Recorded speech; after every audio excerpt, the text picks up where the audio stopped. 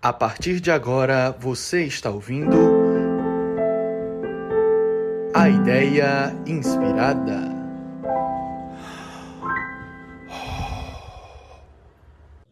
Olá, ouvintes! É com muito prazer que damos início ao terceiro episódio do podcast A Ideia Inspirada.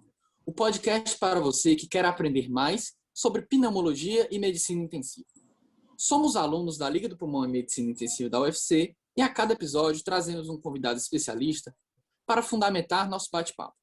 O assunto da vez é delírio e contamos com a ilustre participação do Dr. Jarbas Roriz.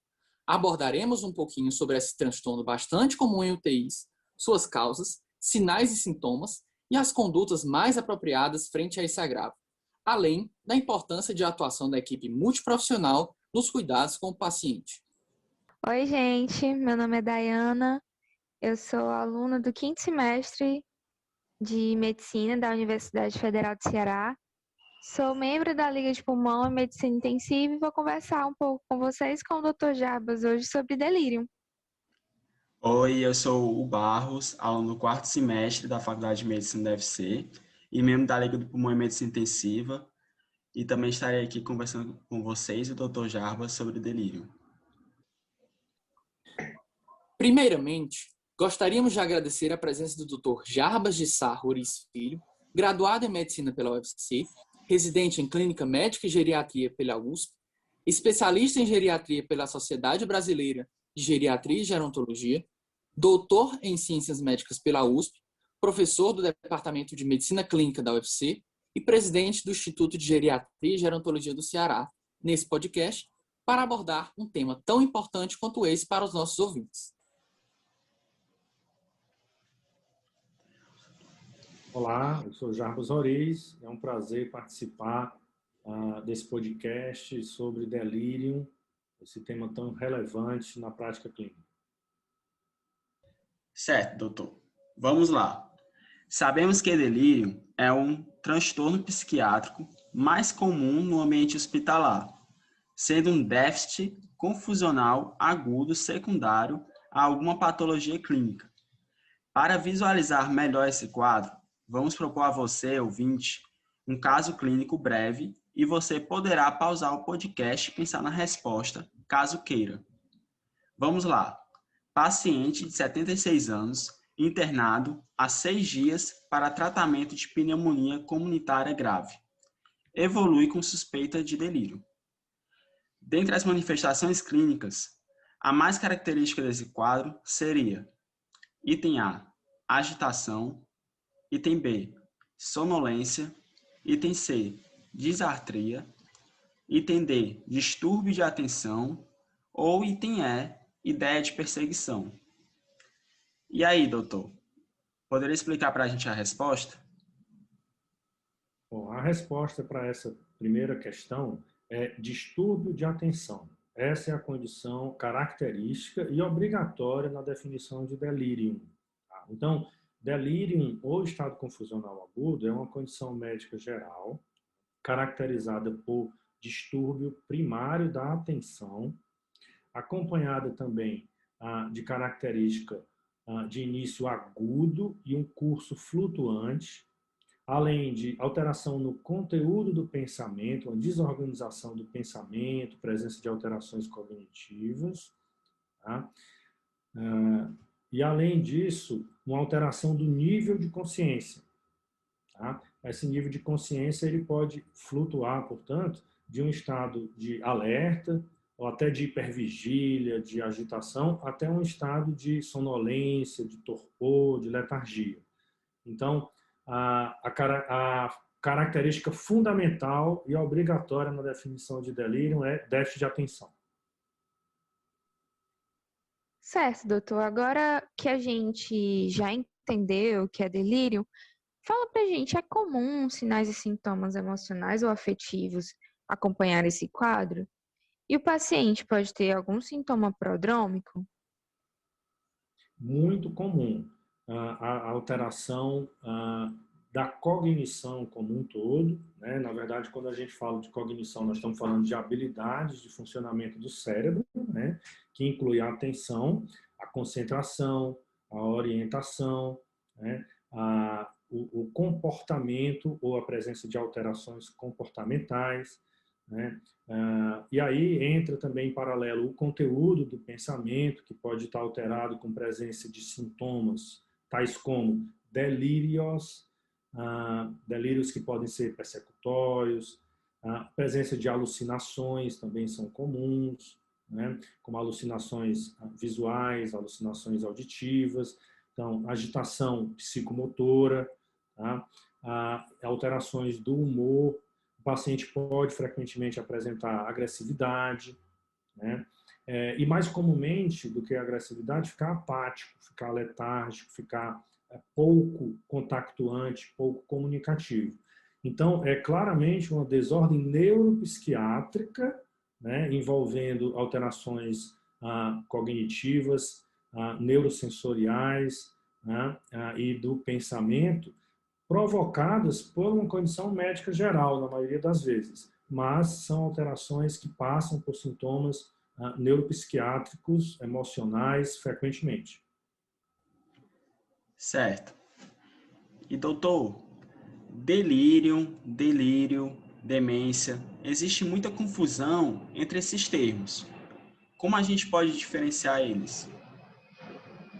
Gente, o delírio é um sintoma, né, presente em diversas condições médicas, sejam neurológicas, psiquiátricas e clínicas, como é o caso do delirium, né, escrito no latim com o final UM, né, diferente do delirio, que termina com a nossa vogal O. Tá? Então, o delírio é um sintoma, e que, inclusive, pode estar presente no delirium, né, pode compor a síndrome de alteração de atenção, curso flutuante, com alteração do conteúdo do pensamento e do nível de consciência, que é a síndrome de estado confusional agudo ou delirium. Tá? E a demência, por sua vez, é uma condição caracterizada por uma síndrome que apresenta dificuldades de funcionamento nas funções cerebrais, ou seja, nas habilidades cognitivas de um modo geral, né? Então, a demência ela é caracterizada por comprometimento de pelo menos duas áreas da cognição, tá? Ocorrendo no indivíduo, duas ou mais áreas da cognição ocorrendo no indivíduo por um período prolongado, normalmente por pelo menos 6 meses, de forma mantida, frequentemente progressiva, né? Então, a demência é uma síndrome de alteração das funções cognitivas, um quadro crônico, tá? Que dura meses, diferentemente do delirium, ou estado confusional agudo, que é uma condição mais, como o próprio nome diz, mais aguda, mais rápida, normalmente de instalação de horas a dias, né, e duração de dias a semanas, e raramente podendo ser mais duradoura do que isso. E o delírio é um sintoma que pode estar presente tanto no delírio como na demência.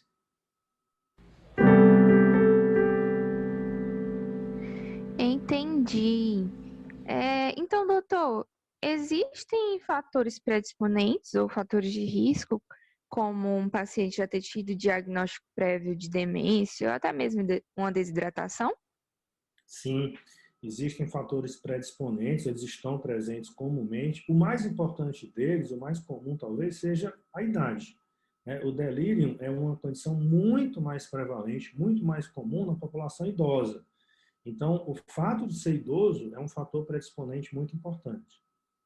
Além disso, a existência prévia de alguma doença neurodegenerativa, de demência, tá? E de outras condições neurodegenerativas, por exemplo, a ocorrência de um acidente vascular cerebral prévio, né? São condições que predispõem o indivíduo também a ter delírio. Presença de depressão prévia, episódios de delírio anteriores já tendo ocorrido nesse indivíduo, diversas doenças crônicas degenerativas, né, em outros órgãos e sistemas, então, insuficiência hepática, insuficiência renal, doença pulmonar crônica, doença renal crônica, estados de desnutrição, né? Tudo isso são fatores predisponentes e aumentam o risco de um indivíduo, diante de uma determinada situação aguda, de algum estresse, desenvolver a síndrome delirium. Certo, doutor. E quais seriam as principais etiologias envolvidas na gênese dessa patologia? Bom, e aí existem, então, sobre esses fatores predisponentes, fatores desencadeantes ou precipitantes de ocorrência de delírio. O mais comum deles são infecções, né? Distúrbios hidroeletrolíticos, tá? Estresse cirúrgico, né? Condição de pós-operatório, qualquer tipo de estresse para o organismo, quadros inflamatórios, né? Agudos, uso de medicamentos, então a lista de medicamentos que podem provocar delírio também é extensa, né? São várias drogas que podem precipitar essa situação. Tá? Então, qualquer condição que tire o indivíduo da sua normalidade, subitamente provocando um estresse, pode acarretar delírio. Às vezes, até fatores ambientais. Pacientes idosos podem desenvolver delírio pelo simples fato de estarem hospitalizados, de serem internados em uma unidade, por exemplo, de terapia intensiva. Essas unidades, frequentemente, não têm distinção entre o que é dia e o que é noite, tem muito barulho, e isso, por si só, já é uma condição suficiente para desencadear delírio em pacientes mais frágeis e idosos. Tá? Então, qualquer alteração súbita pode precipitar delírio em pacientes, até mesmo condições ambientais, como eu ia colocando, e dentre elas o uso de dispositivos como sondas, tá? Sondas de alimentação, dispositivos de acesso venoso. Tá? Então, qualquer condição que mude, que tenha um estímulo sensorial e que mude subitamente a condição de base do paciente, pode acarretar delírio. Entendi. A literatura aponta que o delírio está associado a um aumento da função dopaminérgica e uma deficiência de acetilcolina. Mas outros fatores como inflamação ou lesão neuronal podem estar relacionados? O senhor pode explicar um pouco disso? Então, o delírio, na sua fisiopatologia, ele envolve uma área do cérebro, no tronco cerebral, chamada substância reticular ativadora ascendente. Tá? Então, nesses estresses, né, que nós mencionamos, inflamatórios, infecciosos, distúrbios eletrolíticos, medicamentos, pós-operatório, dispositivos, né, mudanças ambientais, todos esses estresses podem provocar disfunção, desbalanço de neurotransmissores, e esse desbalanço, então, vai resultar nesses sintomas de delírio, né? Então, é como se o organismo tivesse uma maior demanda, por alguma razão, né? Se exige mais do cérebro, o cérebro que controla tudo e tem que organizar uma resposta para aquele estímulo inflamatório, infeccioso, qual for. E aí, nesse momento, essa resposta, então, é desorganizada, exatamente pela presença de fatores predisponentes, né? Então, ocorre normalmente aí déficit de acetilcolina, aumento de dopamina, né? Esse aumento de dopamina está mais relacionado aos sintomas de agitação psicomotora, de alucinação, de inquietação. Tá? A deficiência de acetilcolina mais relacionada aos sintomas de dificuldades cognitivas, né? Da atenção, da concentração, da memória. Tá? Existem também outros neurotransmissores aí que são afetados, né?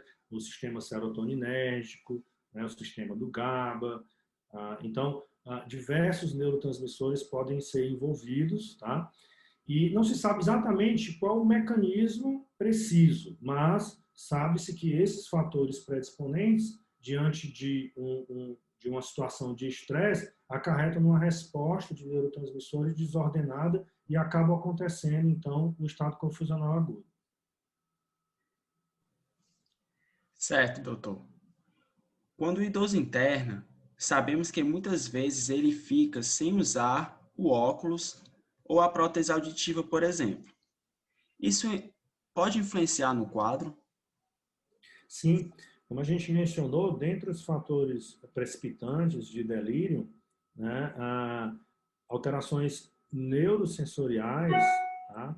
E a supressão do uso de alguma prótese que auxilia nesse déficit neurosensorial previamente existente, já é por si só suficiente para provocar estado confusional agudo. Então, imagine um paciente idoso que tem um déficit auditivo importante, tá? E que ele precisa de uma prótese auditiva para comunicação. E ao chegar no hospital, porque ele estava com uma condição médica geral, porque ele estava sonolento, porque ele estava com um quadro infeccioso, pouco comunicativo, às vezes nem foi percebido que era delírio, foi retirada essa prótese, né? Então, isso por si só é suficiente para perpetuar, né, um quadro de delírio, ou até mesmo iniciar um quadro de delírio no paciente que não estava em delírio. Da mesma forma, o paciente que necessita de uma lente corretiva, tá? Então, qualquer alteração neurosensorial que ocorra no indivíduo que tenha essa predisposição para delírio é por si só suficiente para desorganizar o pensamento, ocasionar déficit de atenção e ocasionar a alteração do nível de consciência do conteúdo do pensamento, como acontece no estado confusional agudo. Muito interessante, doutor, muito interessante. E qual delírio costuma ser o mais comum? O hiperativo ou o hipoativo? Qual deles é o pior, digamos assim, para o nosso paciente? Então, o delírio, ele tem essas duas formas que você citou, né? Uma forma hipoativa e uma forma hiperativa, podendo ser misto. O indivíduo apresentando características, né, de delírio hipoativo, flutuando, alternando com delírio hiperativo, que também é bastante comum. Dos três, o mais comum é o delírio hipoativo, em que o indivíduo está menos, pelo déficit de atenção, ele está menos comunicativo, ele está mais letárgico, ele está mais apático, tá? Ele responde menos aos estímulos, ele interage pouco diante desses estímulos, tá certo? Então, essa é a forma mais comum. E também, infelizmente, a forma mais subdiagnosticada, porque como o indivíduo está mais quieto, ele não chama tanta atenção da equipe que está cuidando desse paciente, tá? Ou dos familiares que estão convivendo com ele, comparado ao paciente que tem um delírio hiperativo.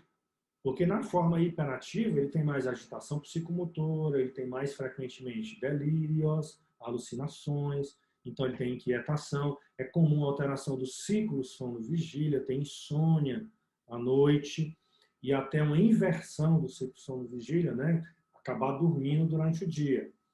Então, esse distúrbio também do ciclo sono-vigília é um fator, uma característica importante que precisa ser mencionada e que compõe as formas de delírio de um modo geral e que podem flutuar e intercambiar entre si. Quer dizer, o paciente pode ter, na forma mista, ele pode ter uma agitação psicomotora, uma insônia à noite, com agitação, com alucinação, com delírios, e aí durante o dia ele vai compensar isso, vai passar o dia dormindo, né? Mais sonolento, mais apático, interagindo menos. Então, a forma mais comum é a hipoativa, mas o indivíduo frequentemente transita entre essas formas de hipoativo e hiperativo, caracterizando uma forma mista. Isso é muito comum. Tá? Sobre a questão de qual seria a que impõe mais risco ao paciente. Na verdade, o delírio é uma condição potencialmente grave. Tá? Então, todo paciente em delírio, ele merece uma avaliação com urgência para tentar identificar o que é que está provocando aquele delírio e intervir para evitar complicações. Tá? Eu diria que a forma hipoativa ela é mais responsável por subdiagnóstico, né? Então, ela é perigosa principalmente por isso, por atrasar o diagnóstico, né? Enquanto que a forma hiperativa ela se torna mais perigosa, mais danosa para o próprio paciente, por risco de acidentes, por risco de se machucar de alguma forma. Durante a agitação psicomotora, ele pode ter uma queda, ele pode ter um trauma, ele pode, se ele está internado, arrancar um acesso, ter um sangramento, principalmente se ele for anticoagulado. Então, ele acaba chamando mais atenção, né? E aparentemente é a forma que traz mais risco. Mas se a gente considerar que o não reconhecimento do delírio também é um risco, a forma hipoativa também acarreta bastante risco para o paciente.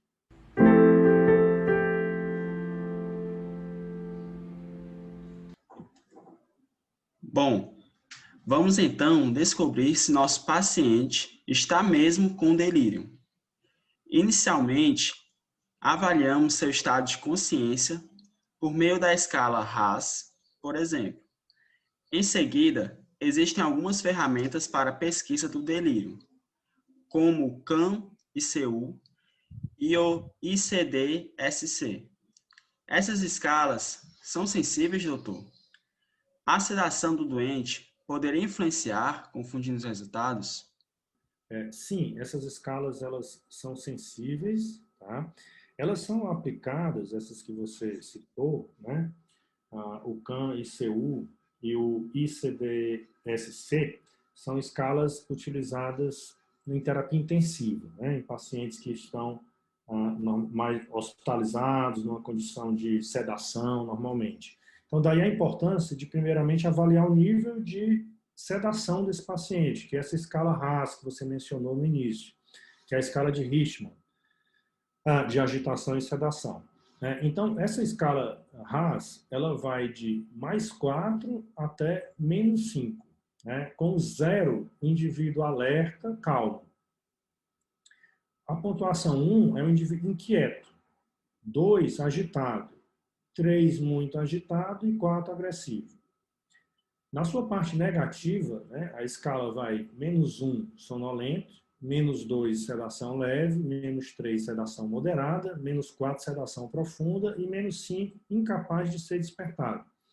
Então, aqueles indivíduos que tiverem um RASS superior a -4, ou seja, de -3, que é sedação moderada, até o indivíduo agressivo, que é o +4, tá? Eles, então, podem ser avaliados através das escalas subsequentes, da CAM-ICU e da ICD-SC, tá? De screening, de rastreio para delírio, certo? Então, o indivíduo que tem RASS -3, ele está sedado de forma moderada, ele tem um movimento ou abertura ocular, o som da voz, ele desperta, mesmo que ele não tenha contato visual. Então, isso é suficiente para aplicar as demais escalas, né, que vão avaliar os aspectos, né, relacionados ao início agudo, curso flutuante, vão pesquisar o nível de atenção desse paciente, vão avaliar o pensamento, se está organizado ou se está desorganizado, e também avaliar o nível de consciência, se está alterado ou não. Então, essas escalas, elas são sensíveis, elas mostram uma sensibilidade na casa de 70% a 80%, e uma especificidade maior que 90% para o diagnóstico de delírio para esses pacientes, então, que estão com a sedação moderada em diante. Entendido. Doutor, o simple question, ou seja, perguntar ao acompanhante se o paciente tem se apresentado mais confuso ultimamente, tem boa sensibilidade no diagnóstico de delírio? Eu diria que não. Uma pergunta apenas para o paciente que está, para o cuidador, né, de um paciente, um cuidador, um familiar de um paciente, infelizmente, deixa passar muitos casos de delírio.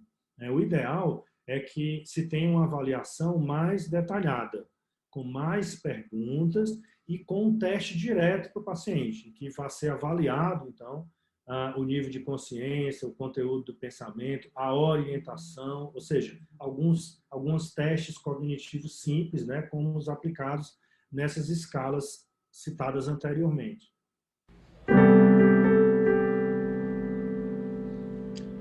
Pronto. Agora que temos a suspeita clínica, precisamos de exames complementares? Quais podemos pedir? E a neuroimagem? Pedimos para todos os casos?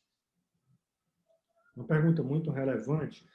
O delírio, como a gente mencionou, é uma condição, em geral, clínica, tá certo? Uma condição médica geral que tem alguma causa clínica subjacente, né? Clínica que, então, relembrando, infecções, distúrbios hidroeletrolíticos, né? alterações inflamatórias, medicamentos. Então, na história clínica, é importante identificar esses fatores e, a partir da suspeita clínica, selecionar qual ou quais exames serão os mais importantes de serem realizados. De um modo geral, uma triagem básica de delírio vai incluir exames laboratoriais, incluindo um hemograma completo, né, um marcador de inflamação, de infecção, como a proteína C reativa, eventualmente uma procalcitonina, se houver dúvida se a infecção é bacteriana. A glicemia, então, distúrbios da glicemia são também causas de delírio. Né, diabetes descompensado pode ser um quadro metabólico ocasionando delírio. Né, eletrólitos, principalmente sódio, né, é uma alteração comum que pode provocar delírio, então hiponatremia, hipernatremia precisa ser pesquisada, assim como os demais, cálcio, né, potássio. Então, a função renal, o paciente pode ter delírio por insuficiência renal aguda ou agudização de insuficiência renal crônica, né, então ureia, creatinina, enzimas hepáticas e função hepática, né, frequentemente também podem provocar, alterações dessa natureza podem provocar delírio, alterações cardíacas, isquemia cardíaca, então eventualmente você vai incluir uma enzima cardíaca nessa triagem, né? Se você está suspeitando, por exemplo, de um quadro respiratório, de uma embolia pulmonar, você pode incluir um marcador como dedímero e outros exames relacionados, né? Então, os exames que serão solicitados vai depender da causa que você está suspeitando. Se você está suspeitando de uma infecção urinária, um sumário de urina, uma urocultura é importante. Se você está suspeitando de uma pneumonia, aí a imagem do tórax, né, como a radiografia, vai ser um exame fundamental. Né? Voltando ao exemplo da isquemia cardíaca, se você está suspeitando disso, um eletrocardiograma, eventualmente um ecocardiograma, vai ser interessante. Mas, assim, de um modo geral, se você não tem uma suspeita específica, você vai minimamente triar o paciente com hemograma, eletrólise, função renal, marcador inflamatório, tá? Incluindo também sangue e urina, certo? Basicamente isso. E a partir desse básico, você vai incluindo demais exames de acordo com a suspeita clínica daquele caso que você está avaliando. O exame de neuroimagem, ele não é um exame mandatório na avaliação de delírio, porque a gente precisa ter a compreensão de que acidente vascular cerebral, seja isquêmico, seja hemorrágico, ele tem como manifestação habitual um déficit neuromotor focal. Né? Ele não tem alteração global que o delírio se apresenta, com déficit de atenção e alteração cognitiva global, com alteração do conteúdo do pensamento, do nível de consciência, como a apresentação habitual de AVC. A não ser que seja um AVC muito extenso, um AVC de tronco cerebral, enfim. E que aí você também terá outros sinais neurológicos que vão apontar nesse sentido. Então, a neuroimagem não é um exame, o exame de neuroimagem não é um exame que deve ser realizado em todos os casos de delírio como regra. Ele é uma exceção. Primeiro você vai fazer uma triagem clínica, somente laboratorial e com alguns exames de imagem adicionais que você vai selecionar de acordo com a sua suspeita clínica, e vai proceder, então, à realização de um exame de neuroimagem naqueles casos que você não conseguir esclarecer ou que tiver uma clínica apontando para uma desordem neurológica primária. Entendido, muito obrigada. Nós sabemos que o delírio hiperativo é bastante comum. E aí, nesses casos, nós usamos contenção física e benzodiazepínicos, eles são recomendados? Como é que a gente faz a sedação? Muito bem. Relembrando a questão da fisiopatologia que a gente discutiu há pouco, né? Você tem déficit de acetilcolina e principalmente excesso de dopamina como a alteração de neurotransmissor mais importante e que acarreta, mais importante para os sintomas de agitação psicomotora, né? De delírios, de alucinações, de inquietação, de agressividade. Então, a base farmacológica do tratamento de um delírio, ela envolve a utilização de medicamentos antagonistas de dopamina, bloqueadores de receptor de dopamina, que são os neurolépticos, né? A classe de medicamento antipsicótico. Tá? Então, os neurolépticos, tanto típicos como o haloperidol, como atípicos, como quetiapina, risperidona, olanzapina, aripiprazol e outros, eles são a base do tratamento do delírio. Por quê? Porque eles vão atuar no bloqueio da dopamina que está em excesso, sendo responsável pela manifestação clínica de agitação e de inquietação daquele paciente. E não benzodiazepínico, porque o benzodiazepínico, na verdade, ele entra no rol de medicamentos que podem provocar delírio por ser uma droga hipnótico-sedativa, uma droga que deprime a ação do sistema nervoso central, tá? E que dessa forma dificulta, né, o pensamento organizado, a atenção, a concentração, o funcionamento normal das funções cognitivas, na verdade. Então, benzodiazepínico é comumente uma causa precipitadora de delírio e não deve ser incluído como opção terapêutica de uma forma geral nos casos de delírio, certo? Da mesma forma, a contenção física, ela pode ser um fator desencadeante de delírio até, né? Se o paciente for amarrado por alguma razão, ele pode precipitar ou até perpetuar o estado confusional agudo por se sentir ameaçado com aquela condição, por se sentir incomodado, limitado com aquele estímulo sensorial permanente, comprimindo, apertando, frequentemente provocando dor, principalmente se ele estiver agitado. Então, isso é ruim, de um modo geral, para a condução do delírio. Deve-se evitar a contenção física. Tá? Infelizmente, às vezes ela é necessária, até para a própria proteção do paciente. Se o paciente estiver muito agitado, até que você consiga medicar, acalmá-lo, ter uma segurança maior, é necessário contê-lo fisicamente. Mas a regra é evitar essa contenção. Porém, quando necessária, ela deve ser utilizada. Certo. E se o paciente já usava benzodiazepínicos e está apresentando uma crise de abstinência? Tem alguma diferença na abordagem desse tipo de paciente? Sim, nesse caso de síndrome de abstinência pelo benzodiazepínico, assim como também nos casos de síndrome de abstinência alcoólica e de outras drogas, tá? O benzodiazepínico tem um papel fundamental no tratamento. Então, a retirada abrupta de benzodiazepínico, ela pode provocar delírio em pacientes, pode provocar até crise convulsiva, pode provocar sintomas muito graves, tá? De alteração do sensório do paciente.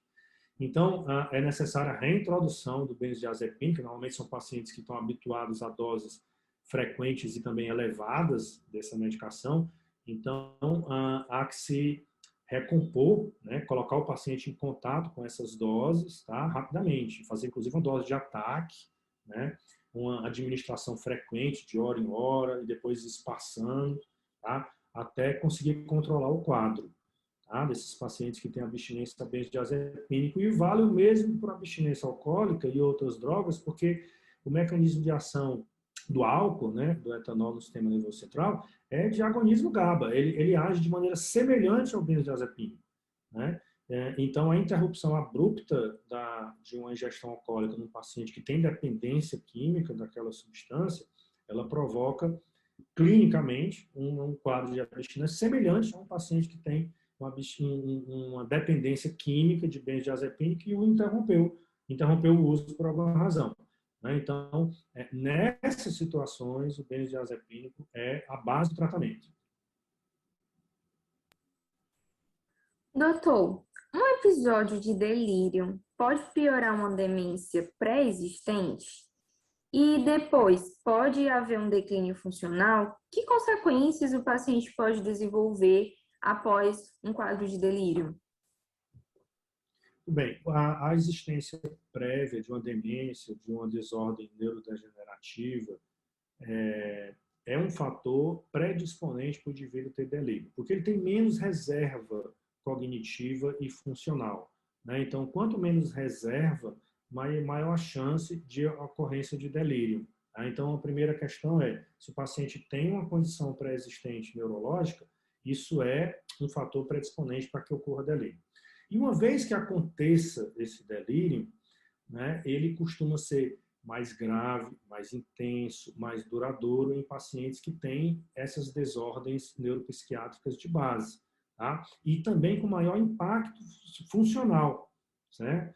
Então, pode sim haver uma perda de funcionalidade, mesmo após a resolução daquele fator que desencadeou o delírio e da resolução completa dos sintomas de delírio, tá?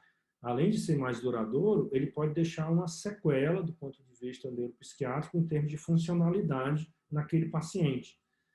Os pacientes que têm demência, quando eles têm alguma alteração aguda, importante, provocando delírio, a gente costuma dizer o seguinte, que eles descem alguns degraus na funcionalidade. E quando aquele fator é controlado e removido, ele nem sempre consegue subir de volta a mesma quantidade de degraus que ele desceu.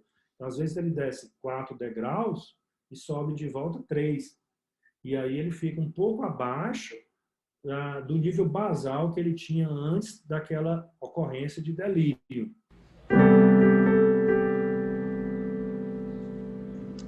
Certo. Doutor, e tem como a gente prevenir que um paciente apresente delírio? Esse é um ponto fundamental, muito importante, e que deve ser sempre buscado na prática clínica do atendimento aos pacientes idosos, sobretudo. Tá? Diversas medidas preventivas são extremamente eficientes para reduzir a ocorrência de delírio, tá? Aqui particularmente no ambiente hospitalar, na hora que o idoso interna, tá certo? E isso é muito importante porque delírio, por tudo isso que a gente está discutindo, o delírio ele acaba prolongando a internação e acarretando mais complicações e deixando o paciente mais vulnerável à ocorrência também de complicações intra-hospitalares, né? Infecções, se ele já tinha uma doença isquêmica, ter um evento isquêmico, por conta do delírio, né? Na sequência. Então, é muito importante que se previna e evite essas complicações e dessa forma se reduz mortalidade. Então, são medidas simples de manter, por exemplo, um relógio, um calendário para facilitar a orientação temporal do paciente que está sendo internado. Respeitar, de alguma forma, garantir que o paciente tenha acesso à luminosidade durante o dia e que possa dormir à noite na escuridão, né? numa redução da luminosidade do ambiente que ele está dormindo. Que tenha silêncio noturno para que ele possa dormir bem, né? Que se evite dispositivos invasivos desnecessários, né? Colocar, por exemplo, um acesso venoso periférico para deixar um soro fisiológico só para manter a veia do paciente ou para infundir uma quantidade muito pequena de soro que, na verdade, o paciente nem está precisando. Aquele estímulo de manter aquele acesso, aquele estímulo sensorial permanente, por si só, pode provocar delírio em pacientes idosos. A colocação de sondas vesicais, né? Nós mencionamos aqui, são fatores predisponentes. Então, para que colocar uma sonda vesical de demora no paciente se não for realmente, estritamente necessário?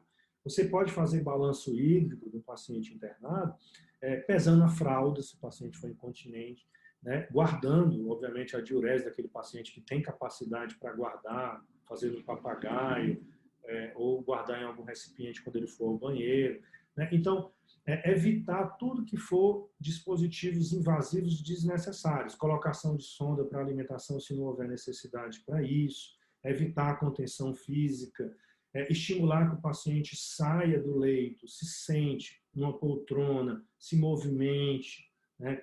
Permitir que ele receba visitas, né, dos seus familiares, dos seus cuidadores, que ele tenha direito a um acompanhante, né? O paciente idoso, na maioria dos leitos hospitalares, ele tem direito a acompanhante. Ele não tem nas unidades de terapia intensiva, pela restrição que a UTI oferece. Mas, nos outros ambientes, ele tem direito a um acompanhante, e isso é importante para manter o diálogo, a interação, para estar sempre afirmando, reafirmando para o paciente o que é que está acontecendo com ele, por que é que ele está ali, aonde ele está, há quanto tempo ele está internado, né? Então, todas essas medidas não farmacológicas em conjunto, elas são extremamente importantes na prevenção de delírio. E também medidas farmacológicas no sentido de evitar medicamentos que possam alterar o nível de consciência e provocar delírio, né? Então, a gente tem um rol de medicamentos que deve ser evitado, que vão alterar o sensório do paciente, né?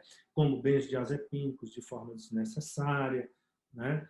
Tem indicações precisas e aí sim pode usar, dentre outros, né? E, claro, o cuidado clínico geral do paciente, né? Evitar distúrbio eletrolítico, desidratação, né? Ter o manejo clínico mais cuidadoso possível do idoso para evitar que ele tenha alterações tanto hidroeletrolíticas ou metabólicas importantes, dessa forma se evite a ocorrência de delírio ao máximo. E a prevenção de delírio é um marcador, um índice importante de qualidade do serviço médico, né, do serviço de saúde. Tá? Em ambientes, né, em unidades de saúde que acontece uma taxa alta de delírio, na verdade, significa que os cuidados não são adequados. Tá? Então, além das questões médicas, né, toda a equipe multidisciplinar, né, os cuidados de enfermagem, né, que a gente mencionou aqui alguns, mas que na rotina do paciente são muito importantes, né? Tem a rotina do horário da alimentação, da medicação, de mobilizar o paciente, a fisioterapia precoce, mobilizando esse paciente, fazendo estímulos físicos importantes, né, para a recuperação do paciente. Então, todo o conjunto de cuidados, né, da equipe de saúde, incluindo medidas farmacológicas ou não farmacológicas, são extremamente eficientes e importantes para a prevenção de delírio. Doutor, muito bom. Nós agradecemos imensamente, doutor Jarbas, pela sua incrível contribuição no nosso aprendizado sobre delírio e por aumentar a nossa percepção sobre a importância desse agravo. Foi muito bom, muito proveitoso, de verdade, tê-lo aqui conosco hoje. E pode ficar à vontade, caso queira deixar alguma mensagem final para os nossos ouvintes. Gostaria de agradecer, primeiramente, a Liga pelo convite, pela oportunidade de dialogar com vocês nessas novas metodologias ativas de ensino, que a gente está também numa curva de aprendizado e gosta de participar e poder discutir um tema, né, que é muito relevante, que é muito comum na prática clínica e que a gente espera dessa forma, através dessa discussão, contribuir para o aprendizado de todos. Obrigado. E você, ouvinte, agradecemos sua atenção e contamos com sua presença nos próximos episódios. Compartilhe com seus amigos e não deixe de acompanhar as novidades no nosso Instagram. Até a próxima!